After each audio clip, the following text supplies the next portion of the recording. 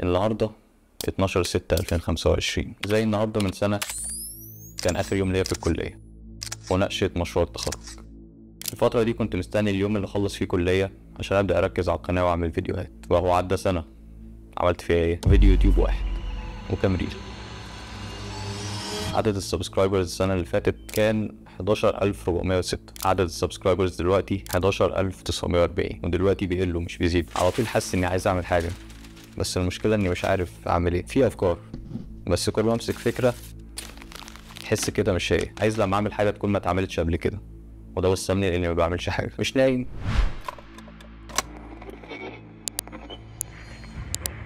الحمد لله شغال، بس مش حاسس إن ده كفاية. مش ده اللي أنا عايز أعمله، أو مش ده بس اللي أنا عايز أعمله. السنة اللي بعد التخرج عموما بيبقى فيها متغيرات كتير، الدنيا ما بتبقاش مستقرة فيها، بس انت على طول هتلاقي حاجة تتلكك بيها عشان تأجل الحاجة اللي انت عايز تعملها. فقررت اعمل اي حاجة زي الفيديو ده.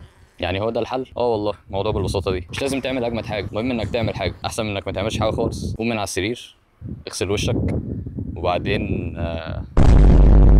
مش لازم ندخل في تفصيل قوي. دور على الحاجه اللي عايز تعملها من بدري وخايف او بتتلكك بانك ما عندكش وقت ومأجلها، او الحاجه اللي عايز تتعلمها من بدري. ولو مفيش اي حاجه من الكلام ده، جرب. طب ما تجرب يا اخي، انت غرمان حاجه؟ انت عندك حاجه تخسرها؟ انت خسران كل حاجه. اعمل اي حاجه. الوقت المناسب اللي مستنيه مش هيجي، مفيش وقت مناسب. مجرد ما تبدا في حاجه او في البروسيس بتاعت الحاجه هتلاقي الدنيا بتمشي. العربيه مش هتمشي من غير ما تدور. شفت المثال؟ الفا بتاع التنميه البشريه. والله العجله مش هتمشي من غير اول تبديله. الموتوسيكل لو بتدرس فانت غالبا الفتره دي هتكون لسه واخد الاجازه، فمتهيألي مالكش حاجه. لو في ثالثه ثانوي هانت، مش تذاكر عشان وراك امتحان. لو داخل ثالثه ثانوي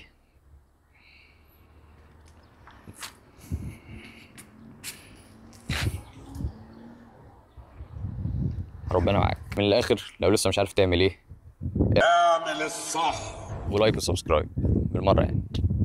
يلا، السلام عليكم.